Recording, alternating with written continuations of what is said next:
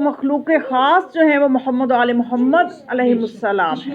محمد و آل محمد بلند تر صلوات اللہم صلی علی محمد و آل محمد۔ پھر اس مخلوق کو خلق فرما کے قرآن میں یہ حکم دے دیا کہ وابتغوا الیہ الوسیلہ، کہ اب اللہ تک پہنچنے کا وسیلہ تلاش کرو۔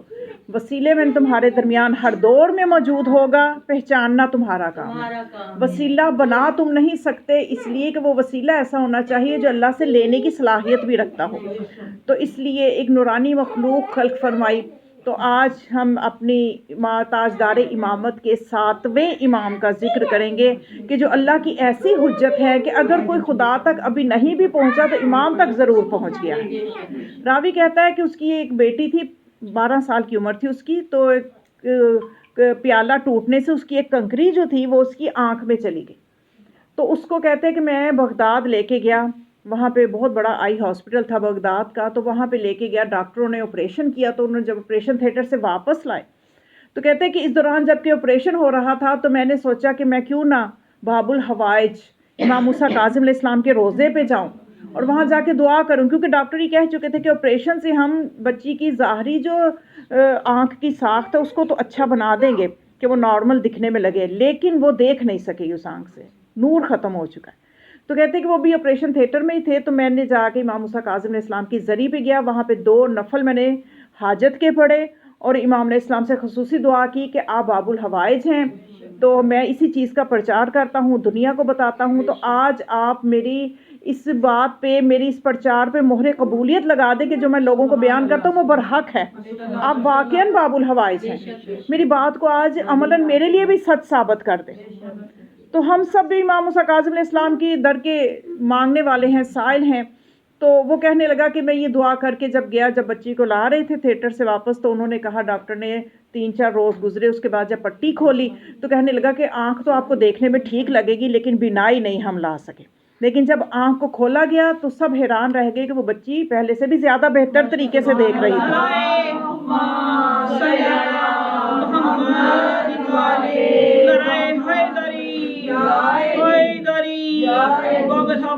موسیٰ کاظم کی ذات پہ بلند تر صلوات۔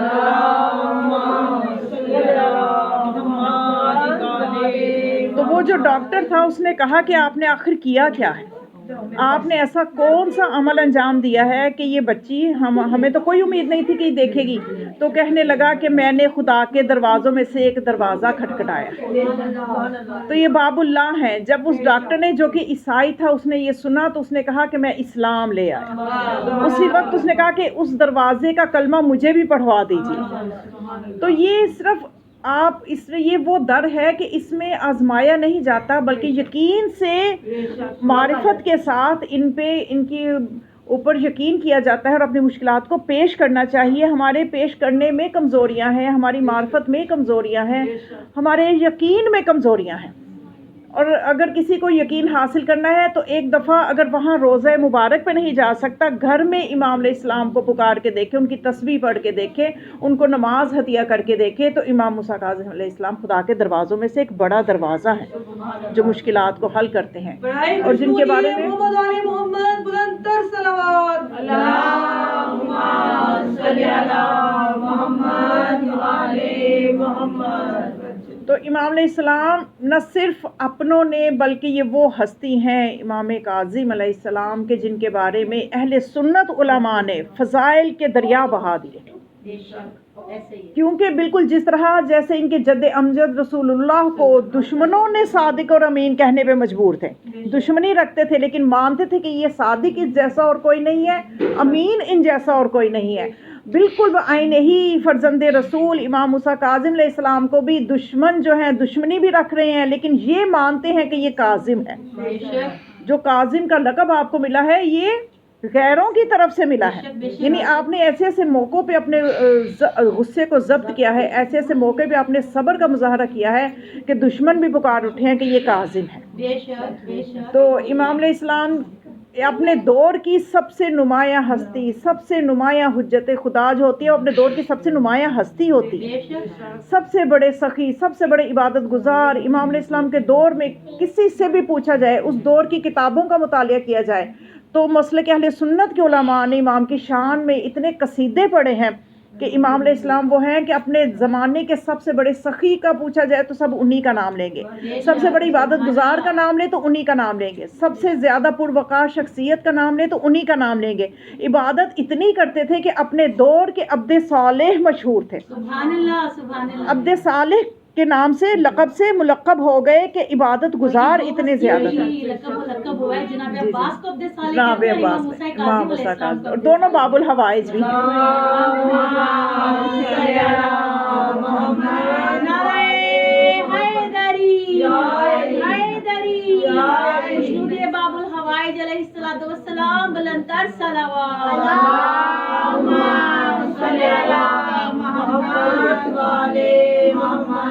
فضیلتوں کے نمونے کتاب کا نام ہے، اس سے میں آپ کے سامنے ایک پیش کر رہی ہوں اقتباس، کہ اس میں لکھا ہے کہ ایک مرتبہ مامون نے اپنے باپ ہارون الرشید سے یہ کہا کہ یہ کون تھا جو آپ کے پاس آیا، آگے جا کے استقبال بھی کر رہے ہو اور ہاتھ پکڑ کے لا کے اپنے تخت پہ بٹھا رہے ہو، اور اس کے بعد جب جانے لگتے ہیں تو دروازے تک چھوڑ کے آتے ہو اور ہمیں حکم دیتے ہو کہ جا کے ان کی رکاب بھی، ان کے سواری کی رکاب کو بھی تھامو اور عزت کے ساتھ انہیں رخصت کرو۔ یہ تھے کون؟ یعنی اس نے حیران ہو کے اپنے باپ سے پوچھا یہ کون ہے کہ جس کا تم اتنا احترام کر رہے ہو؟ تو ہارون الرشید نے کہا یہ زمین پر اللہ کی حجت ہے،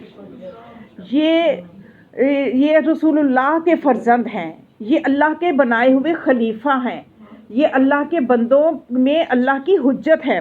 تو اس نے کہا اپنے باپ سے کہا تو کیا یہ تمام خصوصیات آپ میں نہیں پائی جاتی؟ یعنی خلیفۃ المسلمین تو آپ ہیں، جانشین رسول تو آپ ہیں، تخت پہ تو آپ ہیں۔ تو وہ کہنے لگا کہ یہ خصوصیات صرف انہی کے ساتھ مخصوص ہیں، میں زبردستی کا بنایا ہوا خلیفہ ہوں، یہ اللہ کی طرف سے بنے ہوئے خلیفہ ہیں، اور پوری دنیا میں اس وقت خلافت کا اگر کوئی حقدار ہے تو وہ صرف یہ امام موسیٰ کاظم علیہ السلام ہے۔ یہ اللہ کی طرف سے اگر اللہ کے نائب کے طور پہ دیکھنا ہے تو ساری انسانوں میں، سب انسانوں میں امام موسیٰ کاظم اللہ کے نائب ہیں، اور یہ جو میں حکومت پہ بیٹھا ہوا ہوں یہ زبردستی کا بنا ہوا خلیفہ ہوں۔ پھر اس نے وہ جب حیران ہوا تو کہنے لگا خلافت کے بارے میں جہاں تک بات آئے گی وہ تم بھی زبان نہ کھولنا، تمہارا بھی سر قلم کر دوں گا، اس لیے کہ خلافت میں یہ لوگ، یعنی اتنی دنیا کی ہوس تھی عباسی خلفاء میں کہ وہ کسی کو اپنی سگی اولاد کو وہاں تخت پہ برداشت نہیں کر سکتے تھے، اس کے لیے سگی اولادوں کو، سگے بہن بھائیوں کو، چچا زاد کو قتل کرتے رہتے تھے کہ خلافت پہ یہی رہے۔ تو یہ امام موسیٰ کاظم علیہ السلام جو ہیں، ان کے بارے میں جب ہم ان کی زندگی کے بارے میں تھوڑا سا میں بتاؤں گی ان کے بچپن کے حوالے سے کہ ان کی امامت، کیونکہ امام موسیٰ کاظم علیہ السلام 3 بھائی تھے، امام صادق علیہ السلام کے 3 بیٹے تھے، ایک اسماعیل تھے اور ایک عبداللہ بن افتحہ اور ایک امام موسیٰ کاظم علیہ السلام جو سب سے چھوٹے تھے تینوں بھائیوں میں سے۔ اب امام صادق علیہ السلام کے بعد لوگوں کو، شیعوں کو اس چیز کی فکر تھی کہ پتہ نہیں اب ان تینوں میں سے امام کون ہوگا۔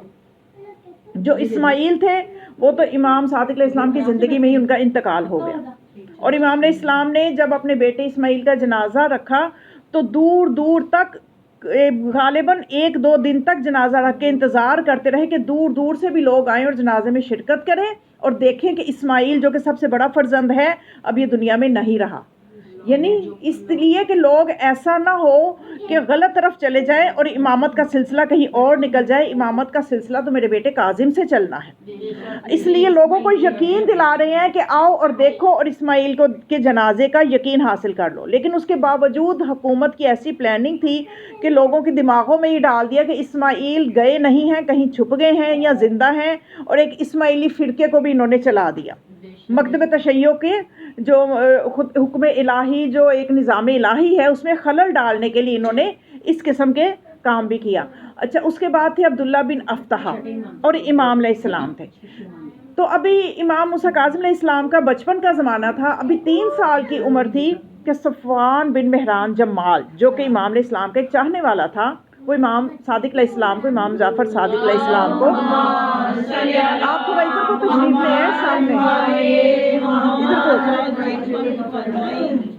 مشنودی محمد والے محمد بلند تر صلوات اللہم صلی علی محمد وعلی محمد۔ تو وہ آیا ملنے. ابھی امام علیہ السلام کا سن کیا ہے؟ 3 سال کا ہے.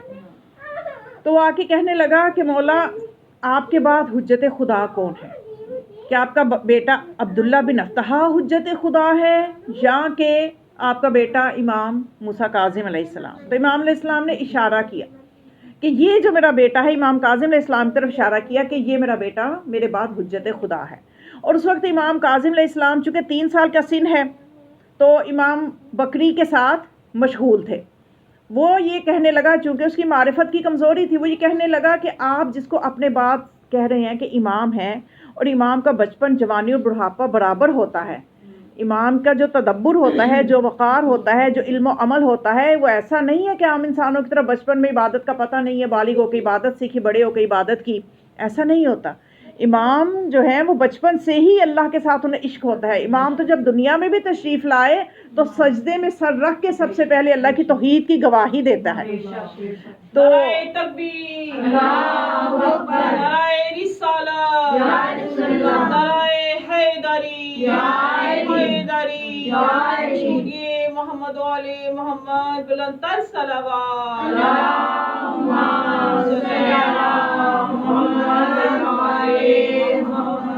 تو امام جعفر صادق علیہ السلام نے فرمایا کہ میرے سے نہ پوچھو،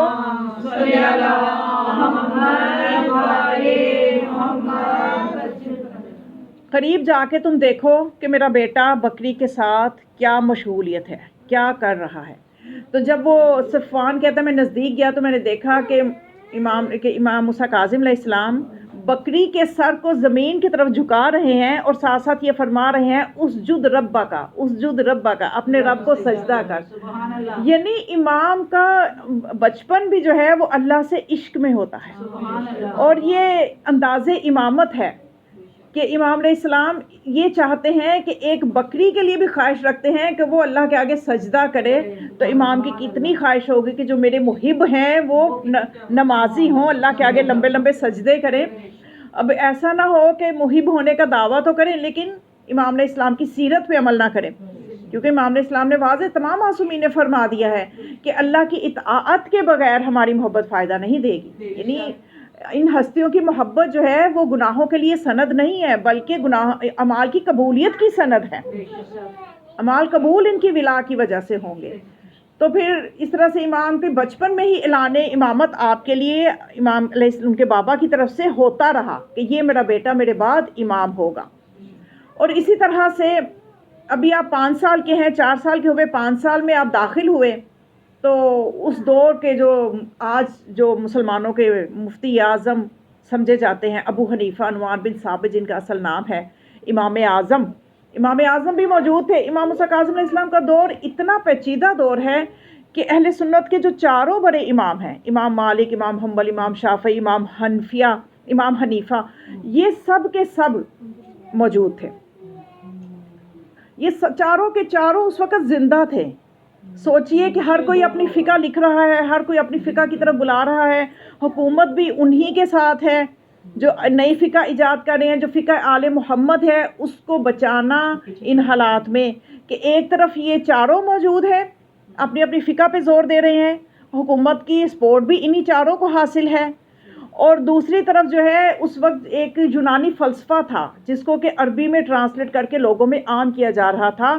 اور وہ یونانی فلسفہ کیا تھا؟ وہ کفر و شرک پہ مبنی تھا. اس میں یہ کہا گیا تھا کہ یہ جو انسانوں کا سلسلہ چلا ہے، یہ دنیا وجود میں آئی ہے، یہ ایک مادہ سے وجود میں آئی ہے. خود بخود کچھ ایسے کیمیائی عمل ہوئے ہیں کہ جس کی وجہ سے دنیا کا نظام بنتا چلا گیا. اس طرف لوگوں کو لایا جا رہا تھا. اس کا مقابلہ بھی امام موسیٰ کاظم علیہ السلام نے کرنا ہے. ادھر 4 قسم کی جو نئی فقہ ایجاد ہو رہی ہے اس کو بھی مقابلہ کرنے، فقہ آل محمد کو پیش کرنا ہے. اور ساتھ اس دور میں ایک اور امام کو جو اس سامنے ایک ٹارگٹ تھا مولا کے لیے، جو ایک بہت بڑا امتحان تھا، وہ اس وقت کے 4 مشہور صوفیاء تھے جو غلط زہد کی غلط تعریف کر رہے تھے، جن کا زہد ریاکاری پہ مشتمل تھا، جو لوگوں کو اس قسم کا درس دے رہے تھے، تصوف ایسا پھیلا رہے تھے کہ اوپر سے وہ ریاکاری نہیں کر رہے تھے، اوپر سے انہوں نے اس قسم کا انداز اپنایا ہوتا تھا کہ ہم بہت عبادت گزار ہیں، ہم بہت زیادہ، ہمیں دنیا سے کوئی رغبت نہیں ہے، لیکن اندر سے وہ بالکل دنیا پرست ہوتے تھے اور لوگوں کو ایک عجیب قسم کے عقیدے کی دعوت دے رہے تھے کہ ترک دنیا کر لو. ترک دنیا میں ہی اللہ کا قرب ہے، اور اس طرف بھی امام نے اس محاذ پہ بھی لڑنا ہے اور لوگوں کو بتانا ہے کہ اصل میں اللہ کا قرب اسی دنیا میں رہ کے ملے گا. دنیا جو ہے یہ دین سے جدا نہیں ہے، اسی دنیا کو بھی دنیا میں رہ کے آپ نے عمل کر کے اللہ کا قرب حاصل کرنا ہے، تو یہ کمال کا درجہ ہے. ادھر مقابلہ کرنا ہے.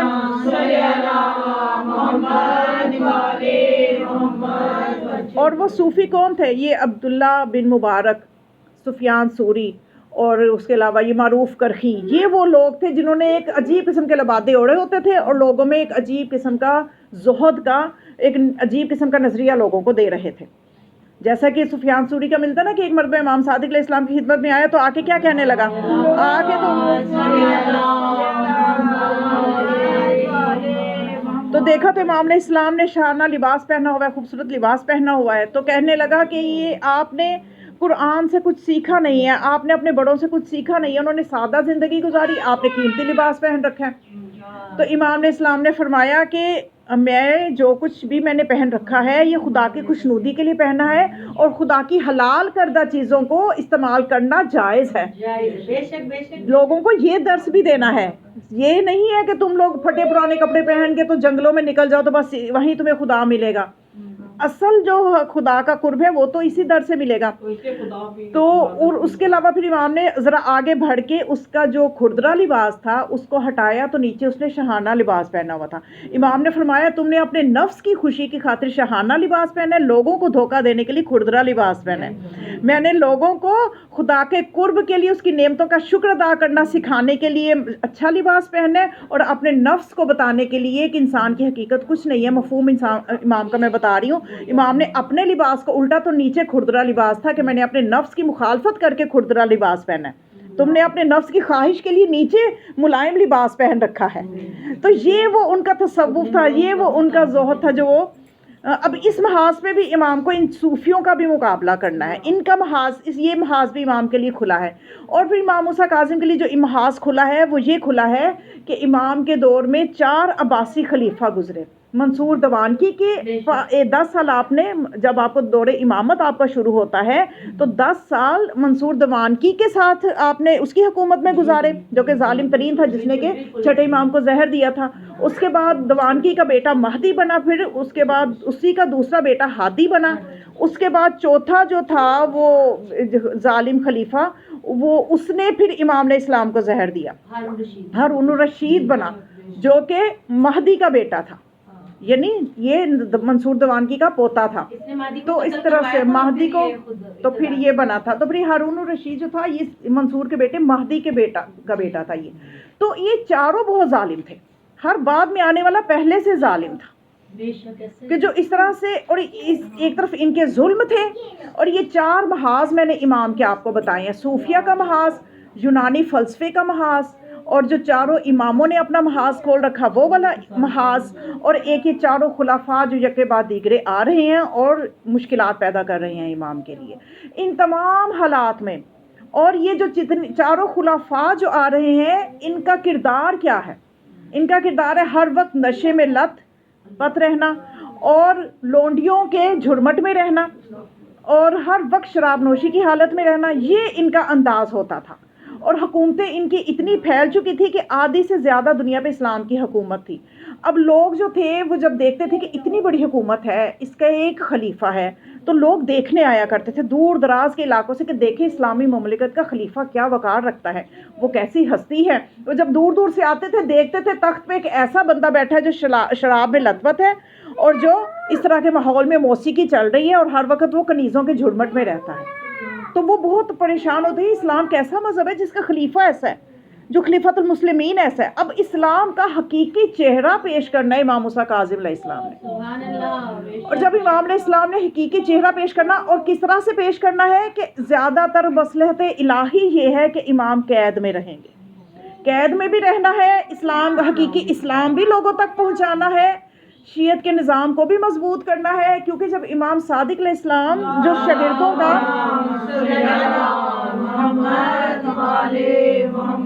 شاگردوں کا ایک وسیع اتنے عظیم شاگرد جو امام ہمارے چھٹے امام کے جو اتنے عظیم شاگرد ہوئے، جابر بن حیان جو کیمسٹری کا استاد مانا جاتا ہے، کیمسٹری کا جدید مجدد مانا جاتا ہے، جس نے کہ ایسے ایسے کیمیا کے اصول ایجاد کیے کہ آج تک دنیا فیض یاب ہو رہی ہے۔ اور اس کے علاوہ جو ہے مومن طاق اور جو علم الکلام میں حرف آخر کے طور پہ ان کی بات حرف آخر ہوا کرتی تھی، اور اس طرح کے جید اور اتنے بلند پایا علماء جو تھے وہ شاگردی میں تھے ہمارے چھٹے امام کی، اور امام کی جو درسگاہ تھی وہ ہزاروں طالب علم، ہزاروں کی تعداد آپ دیکھیں، اور ایک امام اس یونیورسٹی کو چلا رہے تھے جو مسجد نبوی وہ یونیورسٹی تھی کہ جہاں پہ ہزاروں شاگرد تھے۔ اور اس کے بعد جب امام کی شہادت ہوئی تو لوگوں کی نظریں تھیں امام موسیٰ کاظم پہ کہ اب یہ ایک 20 سال کے جوان ہیں، ان کے اندر کیا یہ اپنے باپ کی اس سیٹ کو سنبھال لیں گے، یہ جو شاگردوں کا سلسلہ ہے۔ تو امام موسیٰ کاظم علیہ السلام نے سخت حالات میں نہ صرف اس درسگاہ کو سنبھالا بلکہ اس کو 4 چاند لگا دیے۔ امام نے پالیسی ایسی بنائی کہ اپنے بابا کے شاگردوں میں سے جو لائق ترین تھے وہ اٹھائے اور ان کو مختلف جگہوں پہ بھیج دیا، مختلف جگہوں پہ پھیلا دیا، اور اس طرح سے شیعت پھیل گئی۔ اب آپ امام موسیٰ کاظم کی زندگی میں مطالعہ کرتے ہیں یا سنتے ہیں کہ امام سخاوت بہت کرتے تھے، اور امام کم از کم 100 دینار ایک تھیلی میں، اس سے کم نہیں ڈالتے تھے، اور غریبوں کے گھروں میں تھیلیاں رکھ کے آتے تھے۔ یہ تو جب امام کی شہادت ہوئی تو لوگوں کو پتہ چلا ہمارے گھر پیسہ آتا کہاں سے ہے، ورنہ وہ حیران تھے ہماری مالی مدد کون کر رہا ہے۔ تو یہ اتنا پیسہ امام کے پاس کہاں سے آتا تھا، حتیٰ کہ امام کا جو ایک بھتیجا تھا محمد بن اسماعیل، کیونکہ امام کی شہادت کا سبب بھی یہی بنا تھا، محمد بن اسماعیل، اس نے کیا کیا کہ اس نے بغداد میں جا کے امام کی چغلی کی تھی کہ جو میرے جو چچا زاد ہے وہاں پہ میرے چچا جو ہیں وہ کیا کام کر رہے ہیں مدینے میں، وہ آپ کے خلاف اپنے ہاتھوں پہ بیعت لے رہے ہیں اور ان کے پاس بہت دولت ہے۔ اور واقعی وہ صحیح کہہ رہا تھا، امام کے پاس دولت کیسے تھی؟ اس لیے کہ جب شیعت پھیل چکی تھی تو آپ کے وکیل اتنے زیادہ تھے، وہ جگہ جگہ سے خمس اکٹھا کرتے تھے، اور وہ خمس جب امام تک پہنچتا تھا تو امام اس خمس کے ذریعے سے غریبوں کی مدد کرتے تھے اور جن کی جو مشکلات تھی وہ دور کرتے تھے، اور اسلام کی ترویج میں اس خمس کو لگاتے تھے۔ بگڑنا کی ذات پہ بلند تر صلوات۔ اللہم صلی علی محمد وعلی محمد۔ تو اصل میں بتانا ہی مقصد ہے کہ امام موسیٰ کاظم علیہ السلام کی مشکلات کو آپ سمجھیں کہ امام کے دور کی مشکلات کتنی ہیں، امام کا دور کتنا پیچیدہ دور ہے کہ اتنے سارے محاذ امام کے لیے کھلے ہوئے ہیں، عقیدے اتنے خراب ہو چکے ہیں لوگوں کے۔ تو اس عالم میں امام علیہ السلام نے جس طرح، اور اسی لیے امام بچپن سے ہی امام صادق علیہ السلام تعارف کرواتے رہے ہیں کہ یہ میرا بیٹا امام ہوگا۔ امام کا علم ہمیشہ، امام پیدا ہو کے علم حاصل نہیں کرتا، امام تو علم لدنی کا مالک ہوتا ہے۔ تو اس لیے میں عرض کر رہی تھی کہ جب امام 5 سال کے تھے، 5ویں سال میں داخل ہوئے تو ابو حنیفہ جو ہے اس نے دیکھا کہ مسجد کھچا کھچ بڑی ہوئی ہے اور بھری ہوئی ہے، اور امام جو ہے وہ درس دے رہے ہیں، امام صادق علیہ السلام درس دے رہے ہیں، اور ان کا کم سن بچہ جو کہ 4 سال کا ہے ایک کونے میں ایک طرف ہو کے نماز ادا کر رہا ہے، لیکن وہ ایسی جگہ ہے کہ سامنے سے لوگ بھی گزر رہے ہیں۔ تو اب یہ ابو حنیفہ جو ہے یہ امام کے پاس گیا اور جا کے کہنے لگا کہ یا جعفر، اے جعفر، یہ آپ نے لوگوں کو تو تعلیم دے رہے ہیں، دین سمجھا رہے ہیں، لیکن آپ کے بیٹے کو نعوذ باللہ نماز کے آداب تک پتہ نہیں ہے کہ وہ ایسی جگہ پہ نماز پڑھے، ان کو یہ نہیں پتہ کہ نماز کہاں پڑھنی چاہیے، وہ ایسی جگہ نماز پڑھیں کہ سامنے سے لوگ گزریں۔ اور آج بھی آپ دیکھیں ان لوگوں میں کچھ ایسی چیزیں آپ کی نظر شاید نہ گزری ہوں، یعنی یہ اس چیز کا کہ سامنے سے جو بھی گزرتا ہے اس کے لیے باقاعدہ انہوں نے کوئی 10 اصول بنائے ہوئے ہیں، ایک بندہ سامنے کھڑا ہو، پھر پچھلا گزرے، پھر اگلا گزرے تو پھر پچھلا، یعنی اس طرح سے کر کے انہوں نے مسائل خود دین کو مشکل کیا ہوا ہے۔ تو یہ اس دور سے ظاہر ہے جس کی پیروی کریں گے اسی کی سوچ ان میں آئے گی، اسی کا عمل آئے گا، وہی علم ان تک منتقل ہوگا۔ ایسے لگتا ہے پتہ نہیں کون سا گناہ کر دیا، وہی علم ان میں منتقل ہوگا۔ تو اس نے جب آ کے امام جعفر علیہ السلام پہ اعتراضات کر دیے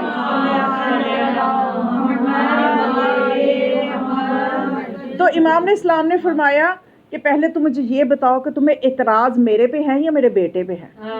تو وہ کہنے لگا آپ کے بیٹے پہ ہے۔ تو امام نے فرمایا جواب بھی جا کے بیٹے سے لو۔ تو وہ جب کہنے لگا کہ یہ بچہ مجھے کیسے جواب دے گا، تو یہ اس کو شاید یقیناً اس کی معرفت ہی کمزور ہے، اگر یہ معرفت رکھتا تو پتہ چلتا یہ اس گھرانے سے ہے کہ اس گھرانے والے جب اگلی حجت کا تعارف کرواتے ہیں تو علمی سوالات کے لیے ہمیشہ اگلی حجت جو اگلی آنے والی حجت ہوتی ہے اس کو پیش کرتے ہیں کہ ان سے پوچھا جائے۔ جیسے رسول خدا سے جناب خضر پوچھنے آئے تو رسول نے فرمایا یہ میرے بیٹے حسن سے پوچھ لو، عالم بچپنا ہے، میرے بیٹے حسن سے پوچھ لو۔ مولا علی سے مسائل پوچھنے آتے، مولا فرماتے میرے بیٹے حسن سے پوچھ لو، تاکہ اپنے محمد والے محمد بلند تر صلوات،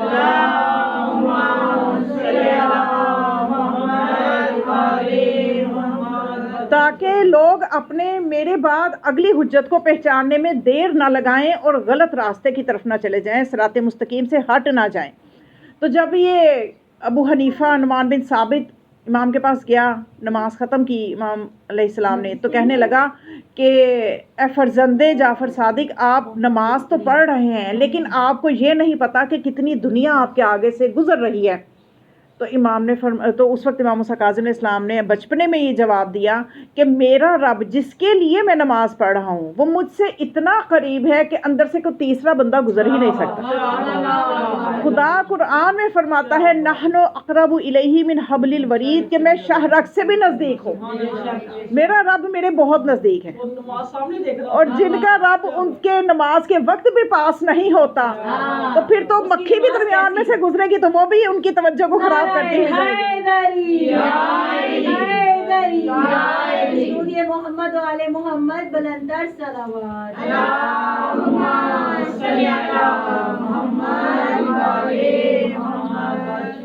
تو ہمیں بہت ضروری ہے کہ ہم اپنے زمانے کے امام کی معرفت حاصل کریں۔ امام موسیٰ کاظم علیہ السلام کی شہادت کے جو اسباب ہیں ان سے ہمیں پتہ چلے گا کہ ایسی کیا غلطیاں ہوئی تھیں، اپنوں سے ہی ہوئی تھی کہ جو امام کی شہادت کا سبب بنے تھے۔ حشام بن حکم مناظرے کرتا تھا اور امام کا محب تھا، اور اس نے چھٹے امام کے دور میں بھی بہت مناظرے کیے تھے، اور امام علیہ السلام کے دور میں بھی یہ بہت ہی کوئی ایسے جو بھی مناظرہ جو بھی محاذ ہوتا امام حشام کو بھیجتے تھے، حشام کو مناظرے کے لیے بھیجتے تھے کہ پہلے میرے اس شاگرد سے مناظرہ کر لو، اس سے اگر جیت جاؤ گے تو پھر مجھ تک آنا۔ تو اسی طرح سے حشام جو تھا یہ بہت محب بھی تھا امام کا، اور امام علیہ السلام نے اس کو سختی سے منع کیا ہوا تھا کہ حشام اب ایک وقت آیا ہے، ایسا آ گیا ہے، اب تم مناظرے چھوڑ دو، امامت پہ بھی تم نے مناظرہ نہیں کرنا، ولایت پہ بھی مناظرہ نہیں کرنا۔ یعنی امام کے حکم تھا، کوئی اس میں مصلحت تھی، اور جو مطیع ہوتا ہے وہ اسے چاہیے کہ امام سے سوال نہ کرے کہ امام ایسا کیوں تو ویسا کیوں، اب تو ضرورت ہے، اب تو لوگ ہو رہے ہیں اس طرف، تو اب آپ یہ حکم دے رہے ہیں کہ میں مناظرے نہ کروں۔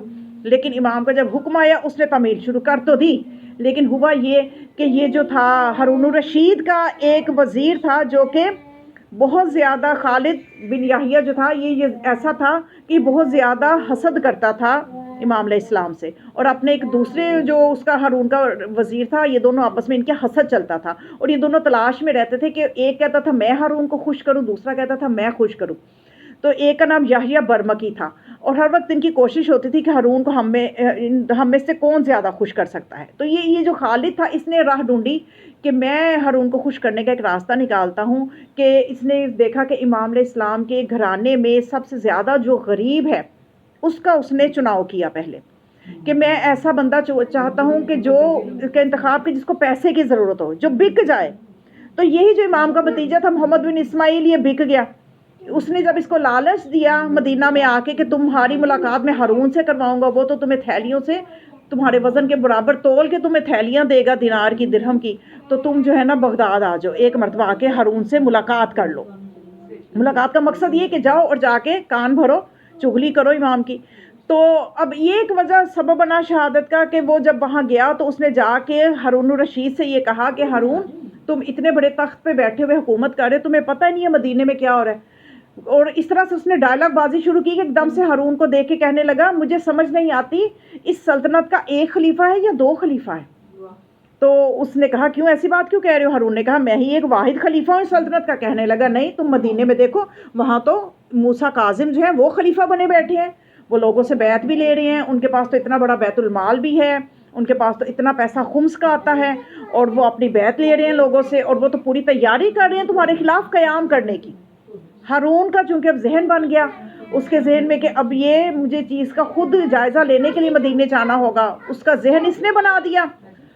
تو اب ہوا یہ کہ ہارون جو تھا وہ حج کے لیے گیا مکہ میں، جب وہاں مکہ حج کے لیے گیا تو وہاں پہ اسی سال امام موسیٰ کاظم علیہ السلام بھی حج کے لیے آئے تھے. اب یہ سوچے کہ اس کا ذہن پہلے محمد بن اسماعیل بنا چکا ہے، حالانکہ یہی محمد بن اسماعیل کہ اس کو امام نے نکلنے سے پہلے یہ کہا تھا کہ تم بغداد نہ جاؤ، اور اس کی شروع سے پرورش ہی امام کر رہے تھے.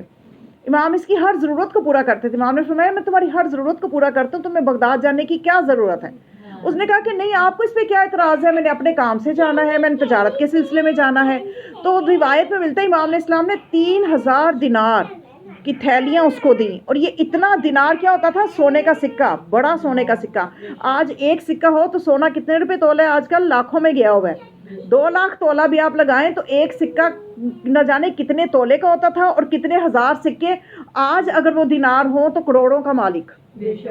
تو جتنا پیسہ اس کو امام نے دیا تھا اس وقت بھی اس کی اتنی ہی ویلیو تھی. ہر زمانے میں سونے کی ویلیو تو ویسی ہی رہتی ہے. تو امام نے فرمایا اپنا گھر بار بنا لو، جو چاہو کر لو، تو لیکن تم بغداد نہ جاؤ. اس نے وہ پیسے بھی رکھ لیے اور جا کے کہا کہ نہیں میں تو اپنی تجارت کی غرض سے جا رہا ہوں. لیکن جب اٹھ کے چلا گیا تو امام نے اپنے صحابی سے اپنے دوست سے یہ کہا کہ یہ ضرور مجھے، یہ جس چیز سے میں نے سمجھا کہ یہ ضرور کرے گا. اور امام نے اسے یہ کہہ دیا تھا کہ تم میرے بچوں کو یتیم نہ کرنا. اس نے کہا تھا نعوذ باللہ، میں ایسا کیسے کر سکتا ہوں کہ آپ کے بچوں کو یتیم کروں. یہ ساری گفتگو ہو گئی. اس نے وہاں جا کے وہی کام کیا جس سے امام نے منع فرمایا تھا. اب یہ ہارون کا ذہن بن گیا. ہارون پہلے مکہ گیا، اس نے جا کے حج کے لیے پہلے احرام باندھا، اور جب یہ طواف کر رہا تھا تو اس کو دھکے پڑ رہے تھے، وہ اس کو پہچانتا نہیں تھا. اس کے جو فوجی تھے وہ اس کے لیے جگہ بنا رہے تھے. اتنے میں اس نے دیکھا کہ ایک ہستی طواف کر رہی ہے، اس کے لیے خود بخود جگہ بن رہی ہے، اس کے لیے لوگ خود رستہ چھوڑ رہے ہیں. تو وہ حیران ہوا اور اس ہستی کے ہاتھوں کو چوم رہے ہیں، قدموں میں گر رہے ہیں اور گریہ ازاری کر رہے ہیں ان کو دیکھ دیکھ کے. اتنا ان کا خلوص عروج پہ ہے. تو وہ دیکھ کے حیران ہوا کہ یہ جانتا تو وہ تھا، لیکن اس نے ویسے ہی تجاہل عارفانہ سے کام لیا اور کہا کہ یہ کون ہے. بتایا گیا کہ یہ امام موسیٰ کاظم بن جعفر بن امام باقر علیہ السلام، اور یہ وہ ہیں کہ جو رسول اللہ کے فرزند ہیں. تو جب یہ تعارف ہوا تو اس کے بعد یہ امام کے نزدیک گیا اور جا کے کہنے لگا کہ میں نے، انہیں سے حسد ہوا نا، تو جا کے کہنے لگا کہ میں نے سنا ہے کہ آپ لوگوں سے بیعت لے رہے ہیں اپنے لیے، آپ مخفی بیعت لے رہے ہیں. امام نے فرمایا مخفی کون کہہ رہا ہے؟ اگر ہم نے بیعت لینی ہے تو ہم نے مخفی نہیں لینی، علل اعلان لینے سے ہمیں کون روک سکتا ہے؟ تو کہتا ہے کہ یہ آپ کیوں آپ بیعت لیں گے؟ علل اعلان کیسے بیعت لے سکتے ہیں؟ تو امام نے فرمایا تم کیسے ہمارے حق پہ قبضہ کر سکتے ہو جب تم نے ہمارے حق پہ قبضہ کرتے ہوئے نہیں سوچا کہ تم نے وہ تخت خلافت، وہ جانشین رسول ہونا تو ہمیں زیبا تھا.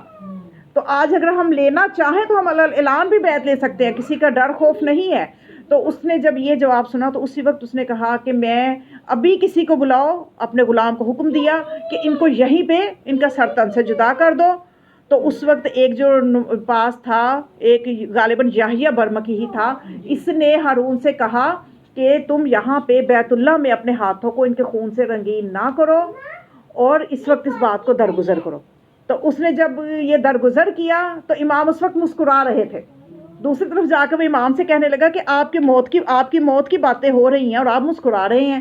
امام نے فرمایا مسکرا میں اس لیے رہا ہوں کہ ان میں سے میری سفارش کرنے والا زیادہ احمق ہے یا موت کا فتویٰ دینے والا زیادہ احمق ہے؟ ان میں سے زیادہ بے وقوف کون ہے؟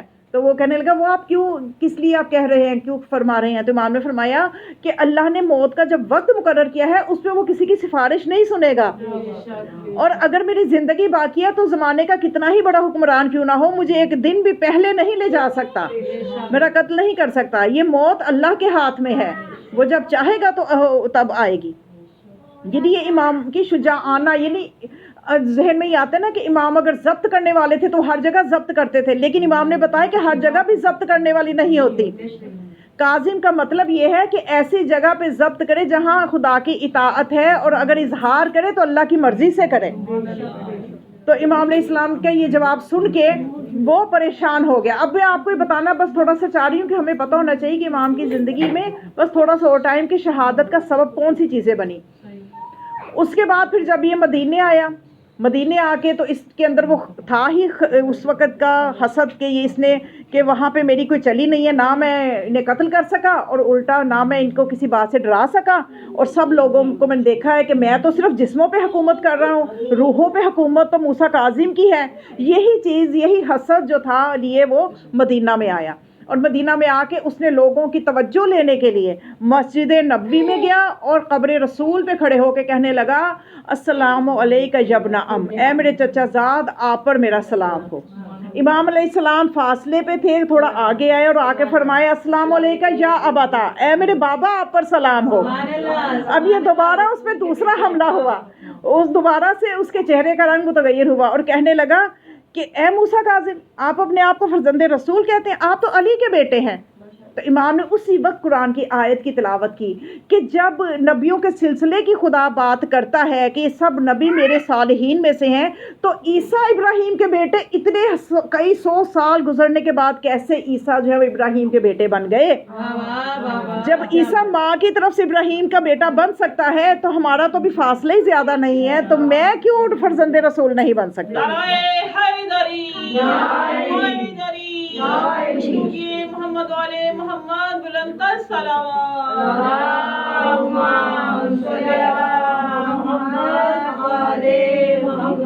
تو پھر یہ مزید شرمندہ ہوا، اب لوگ جمع ہو چکے تھے، لوگوں کا مجمع ہے، اب اس نے جب پھر بھی نہ مانا، قرآن کی آیت کو بھی نہ مانا، دلیل کو نہ سمجھا، تو پھر امام کی حکمت عملی دیکھیے۔ یہ حکمت عملی صرف ایک امام ہی کی ہو سکتی ہے۔ امام نے اگلی حکمت عملی یہ اپنائی کہ امام علیہ السلام نے اس سے یہ کہا، اس سے یہ فرمایا کہ دیکھو اس وقت اگر رسول اللہ آ جائیں، توجہ کیجیے گا، اس وقت اگر رسول اللہ آ جائیں اور تم سے تمہاری بیٹی کا رشتہ مانگے تو تمہاری کیا کیفیت ہوگی؟ کہنے لگا میں تو بڑا خوش ہوں گا، مجھے تو فخر ہوگا کہ میری بیٹی اتنی دنیا کی عظیم ترین انسان، خدا کے بعد جو بلند ترین ہستی ہے، اس کے ساتھ بیائی جائے، مجھے اور کیا چاہیے؟ تو امام نے فرمایا رسول اللہ میں مجھ سے نہ تو بیٹی کا رشتہ مانگیں گے اور نہ ہی ہم کر سکتے ہیں، اس لیے کہ وہ اولاد رسول ہے۔ تم سے مانگیں گے بھی اور تم کر بھی سکتے ہو، لیکن ہم سے رسول اللہ مانگیں گے بھی نہیں، اس لیے کہ وہ رسول اللہ کی اولاد ہے۔ اور جب یہ دوسری دلیل دی تو اب پھر یہ لاجواب ہو گیا۔ اب اس نے ارادہ کر لیا کہ یہ وہ ہستی ہے کہ جس کی روحانیت ہم کم نہیں کر سکتے، جس کی نورانیت کم نہیں کر سکتے، جس کی طرف لوگوں کا ہجوم ہے، رجحان ہے، ہم وہ کم نہیں کر سکتے۔ ایسا نہ ہو کہ کبھی لوگ مل کے میری خلافت کا تختہ الٹ دیں اور ان کو خلیفہ بنا دیں۔ یہی وہ خوف تھا کہ جس کی وجہ سے یہ جگہ جگہ دھکے کھاتا پھرتا تھا کہ مجھے کوئی ایسا حل مل جائے کہ میں ان کی نورانیت کو کم کر دوں۔ تو اس نے پھر وہی کام کیا، اسی سال جب یہ حج کرنے آیا اس نے یہ کام کیا کہ اس نے کہا کہ فوراً ان کو گرفتار کیا جائے۔ اب امام علیہ السلام کو روضہ رسول سے حالت نماز میں گرفتار کیا گیا، حالت نماز میں تھے، نماز کا بھی لحاظ نہ رکھا گیا کہ کس خدا کی بارگاہ میں ہے اس وقت، اس چیز کا بھی لحاظ نہ رکھا گیا، اور امام کو قید کر کے اس نے چال کیا چلی، اس نے 2 اونٹ منگائے، ان پہ اماریاں رکھی، ایک کے اوپر امام کو سوار کیا اور ایک خالی رہنے دی، خالی کو بغداد بھیج دیا، اس کے ساتھ بھی کئی 100 سپاہی رکھے، اور کئی 100 سپاہی جو تھے وہ بصرہ جس اماری میں امام تھے اس کو بصرہ روانہ کیا، اس کے ساتھ بھی کئی 100 سواری فوج سے روانہ کر دی تاکہ لوگوں کو اشتباہ رہے کہ امام کس میں ہے اور مجمع کٹ جائے، لوگوں کا ہجوم نہ ہو، لوگوں کو پتہ نہ چلے کہ امام کو کہاں لے کے گئے۔ یہ اس نے چال چلی اور امام کو بصرہ میں لے گئے اور وہاں پہ 1 سال تک امام کو قید رکھا، جو غالباً اس کا بھتیجا تھا ہارون کا، اس کے پاس قید رکھا، اور عیسیٰ بن خالد اس کا نام تھا، اور اس کو یہ کہا کہ جتنی سختی ہو سکتی ہے ان پہ کرو۔ لیکن اس نے جب دیکھا کہ پورا سال گزر گیا، میں جب دیکھتا ہوں یہ بندہ خدا سجدے میں سر ہے، طلوع فجر کے بعد سجدے میں سر رکھتے ہیں تو زوال آفتاب ہو جاتا ہے، سر نہیں اٹھاتے۔ تو اس طرح سے جب عبادت کو دیکھا، نورانیت کو دیکھا، اس نے کہا کہ امام موسیٰ کاظم کو یا تو اپنے پاس بغداد بلا لو یا میں انہیں مدینہ واپس بھیج دوں گا، میں ان پہ ظلم نہیں کر سکتا، میرا ضمیر یہ گوارا نہیں کرتا کہ میں ان پہ ظلم کر سکوں، اتنے مظلوم انسان پہ، اتنے معصوم انسان پہ میں کیسے ظلم کر سکتا ہوں۔ پھر اس کے بعد امام کو مختلف قیدوں سے رکھتے رکھتے امام کو آخر میں امام سندھی بن شاہق جو ہے یہ ظالم ترین انسان تھا، اس کی قید میں رکھا گیا، اس کی قید میں امام 9 سال تک رہے، صلوات پڑھے ذرا. محمد والے محمد. 9 سال تک امام اس کی قید میں رہے، اور ہارون جو تھا اس کو یہ بس نہیں چلتا تھا کہ میں ایسا کون سا طریقہ اپناؤں کہ کسی طرح سے یہ میرے راستے سے ہٹ جائیں. اس سے یہ برداشت نہیں ہوتا تھا کہ قید میں رہتے ہوئے بھی یہ اپنے امور کو انجام دے رہے ہیں. اب امام کا کمال یہ دیکھیے کہ قید و بند کے باوجود بھی ایک دن بھی امام اپنی امامت کی ذمہ داری سے غافل نہیں ہوئے. اسی طرح سے امام کا جو امام کی طرف سے خمس تھا غریبوں میں بٹتا رہا، سارا نظام چلتا رہا، سارا انتظام جو تھا وہ امام قید میں رہتے ہوئے بھی سنبھالے ہوئے تھے. ابھی ایک اور حربہ اس شیطان کے ذہن میں آیا کہ ایک اور حربہ میں استعمال کرتا ہوں کہ ان کی شخصیت کو مجروح کرنا چاہیے تاکہ لوگوں کا رجحان کم ہو. تو اس کے لیے اس نے کیا کیا کہ اس نے اپنے وسیع علاقے سے ایک حسین ترین اور بدترین خاتون کا انتخاب کیا جو بدکاری میں مشہور تھی. اس کا انتخاب کیا اور اس سے کہا کہ تمہیں میں 1 رات کی مہلت دیتا ہوں کہ کسی طرح سے اس بندے کو عبادت سے ہٹاؤ، اس کو اپنی طرف مشغول کرو، اور اگر یہ مشغول نہ ہو تو تم اونچی اونچی چیخنا، چلا دینا، بس اتنا کام کر دینا، تب بھی میں تم سے راضی ہو جاؤں گا. اور چلا دینا جب لوگ اکٹھے ہوں تو کہہ دینا کہ یہ میری طرف دوڑے تھے، میرے ساتھ مجھے ایک فعل بد کی دعوت دے رہے تھے. تم یہ بس کہہ دینا ایک جملہ لوگوں کے سامنے. اور یہ اس کی بہت بڑی چال تھی. تو وہ جو تھی خاتون، اس کو جب اور اس وقت امام کا قید خانہ بھی بدل دیا گیا، تھوڑی دیر کے لیے ذرا بہتر جگہ پہ منتقل کر دیا اور اس خاتون کو بھیج دیا. اور جوں رات گزری، صبح کے قریب وقت آیا تو ہارون نے کہا میں جا کے دیکھوں کہ اب کیا حالات ہے. لوگوں کا مجمع لگ گیا ہوگا، اب تو امام کی عزت بھی نعوذ باللہ پامال ہو چکی ہوگی. جب دیکھا تو کیا دیکھا کہ ایک طرف سجدے میں امام ہے اور ذکر پڑھے ہیں سبوح قدوس رب الملائکۃ والروح، دوسری طرف کنیز ہے دوسرے کنارے میں دوسرے گوشے میں، اور وہ بھی سجدے میں سر رکھے اونچی اونچی پڑھ رہی ہے سبوح قدوس رب الملائکۃ والروح. اس نسبتوں پر بلند تر صلوات.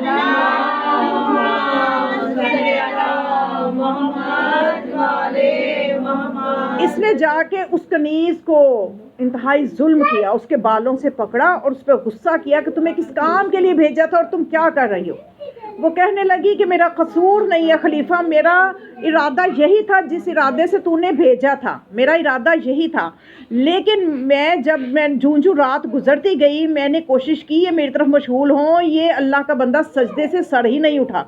اور میں نے دیکھا جوں رات گزر رہی ہے اس کا ذکر اتنا پر اثر ہوتا جا رہا ہے کہ کائنات کا ہر ذرہ سبوح قدوس کہہ رہا ہے، اور ایک نور ہے جو ادھر جہاں اس کی عبادت کی جگہ سے ساطع ہو رہا ہے اور آسمانوں تک جا رہا ہے. میں اتنی اثر انداز یہ میرے پہ ماحول ہو گیا، میں اتنی متاثر ہو گئی کہ میرے سے رہا نہ گیا اور میں نے سجدے میں سر رکھا اور میں نے بھی وہی تسبیح شروع کر دی، سبوح قدوس کی تسبیح شروع کر دی. تکبیر، اللہ اکبر، نعرہ رسالت، نعرہ حیدری، مدن زہرا پہ بلند تر صلوات. اللہم صلی علی محمد وعلی محمد. تو میں کہوں گی کہ دنیا والوں ابھی بھی سمجھ لو کہ امام کا مقام کیا ہے. وہ یوسف تھا کہ جب زندان کے دروازے کھلتے چلے گئے یوسف دوڑتے چلے گئے، کہ جب قرآن میں پورا واقعہ موجود ہے، تاریخ انبیاء اٹھا کے دیکھ لیجئے، تفصیل موجود ہے کہ جب زلیخا نے دعوت دی تھی تو جناب یوسف کا مقام یہ ہے کہ وہ تالے لگے، دروازے تالے ٹوٹتے گئے، دروازے کھلتے گئے، یوسف پاک دامن رہا، لیکن ہوا یہ کہ دروازے کھلتے چلے گئے، یوسف بھاگتا چلا گیا. یہ فخر یوسف ہے، اسے بھاگنے کی ضرورت نہیں پڑی، بلکہ اس کا مقام اتنا بلند ہے کہ کنیز کے لیے ہدایت کے دروازے کھل گئے، کنیز کے لیے ہدایت کے دروازے اللہ نے کھول دیے. تو یہ میرے اور آپ کے امام ہیں جن کی عبادت کا یہ عالم ہے، جن کی حاجت روائی کا یہ عالم ہے کہ ان کے در سے کوئی خالی ہاتھ نہیں جاتا تھا. امام علیہ السلام سب کی مدد کرتے تھے، سب کے کام آتے تھے. میرے اور آپ کے شفیق امام کا پرسہ آج ہم نے دینا ہے جناب سیدہ کو، اور بی بی کی دعائیں لینی ہے کہ آج ہم نے بی بی کو ان کے فرزند امام موسیٰ کاظم کی مظلومانہ شہادت کا پرسہ دینا ہے. مومنات، آپ سمجھتے ہیں کہ کیا 25 رجب کو امام شہید ہوئے تھے؟ کبھی اس تاریخ پہ غور کیجئے، کبھی مقتل کی کتابیں اٹھا کے دیکھ لیجئے کہ امام علیہ السلام کو 22 رجب کی شام کو زہر ملا تھا، اور اس ملعون کے قید خانے میں امام ہر روز شہید ہوتے تھے۔ صبح سے شام تک میرے اور آپ کے امام کو تعزیانے لگائے جاتے تھے۔ جناب سیدہ کو آج پرسہ دینا ہے اور امام زمان علیہ السلام کو پرسہ دینا ہے، ان کے جد امام موسیٰ کاظم کی مظلوم شہادت کا پرسہ دینا ہے۔ اپنی آنکھوں کو اشک بار کرے، خدایا ہمارے آنسو اس قابل ہوں کہ بی بی اپنے رومال میں ہمارے آنسوؤں کو لے لیں۔ امام ہر روز شہید ہوتے تھے۔ 22 رجب کی شام کو زہر ملی، اور پھر امام باقی 25 رجب تک تڑپتے تھے اس زہر کے اثر سے۔ مومنات، امام کا جو قید خانہ ہے، پتہ ہے امام زمان علیہ السلام کس طرح سے سلام کر رہے ہیں اپنے جد امام کاظم کو؟ امام زمان علیہ السلام فرماتے ہیں میرا سلام ہو اس قیدی پر کہ جس کی قید خانہ اتنا تنگ تھا کہ جو 9 سال تک حالت رکوع میں رہا، جو قید خانے میں حالت رکوع میں قیدی اپنی قید کو نبھاتا رہا۔ ذرا تصور کیجئے کہ جگہ اتنی ہو کہ ایک انسان سیدھا کھڑا نہ ہو سکے تو ہم 1 دن یا 2 دن یا 1 ہفتے میں گھبرا جائیں گے۔ یہ امام ہے جو 9 سال تک اس قید خانے میں رہے ہیں۔ اور پھر امام علیہ السلام کو جب زہر ملی، جب امام زہر کے اثر سے تکلیف محسوس کرتے تھے، جب ایک انسان تکلیف محسوس کر کے ہاتھ پاؤں چلاتا ہے تو وہاں دیواریں نہیں تھی بلکہ لوہے کی سلاخیں تھیں، جو امام کے نازک بدن، امام کا گوشت ان سلاخوں سے ٹکرا کے، اس لیے امام کا ایک سلام یہ بھی پیش کیا جاتا ہے کہ سلام ہو اس امام پر جس کے جسم کا مقدس گوشت کا زیادہ حصہ سلاخوں میں رہ گیا۔ مقتل سبزواری میں یہ جملے موجود ہیں کہ 24 رجب کو سندھی بن شاہق جو تھا وہ امام کے پاس آیا اور ایک کاغذ قلم امام کے آگے غصے سے پھینک کے کہتا ہے کہ اس پہ لکھ دو کہ مجھے زہر نہیں ملی، کیونکہ اب جو امام کی حالت تھی، خبر باہر نکل چکی تھی کہ امام موسیٰ کاظم کو زہر مل چکی ہے۔ اب لوگ یہ دیکھنا چاہتے تھے کہ کیا طبعی موت امام گئے ہیں یا کہ زہر ملی ہے، تو سندھی بن شاہق جو تھا اس کو سخت آرڈر تھے ہارون کی طرف سے کہ امام سے لکھوا لو کہ مجھے زہر نہیں ملی۔ جب کاغذ قلم امام کے آگے رکھا گیا تو امام نے فرمایا میں خدا کی حجت ہوں، میں جھوٹ نہیں لکھ سکتا، میں اس پہ نہیں لکھوں گا کہ مجھے زہر نہیں ملی جب کہ تم لوگ مجھے زہر دے چکے ہو۔ تو اس کے بعد اس نے کہا کہ اے کاظم، اے موسیٰ کاظم، اگر نہیں لکھو گے تو ایسا ظلم کروں گا کہ وہ تم گزشتہ تمام مظالم بھول جاؤ گے، ایسا ظلم کروں گا۔ امام نے فرمایا کہ تو ظلم کر لے اور مجھے بھی، میں بھی حجت خدا ہوں، دیکھ پھر میرا صبر کتنا ہے۔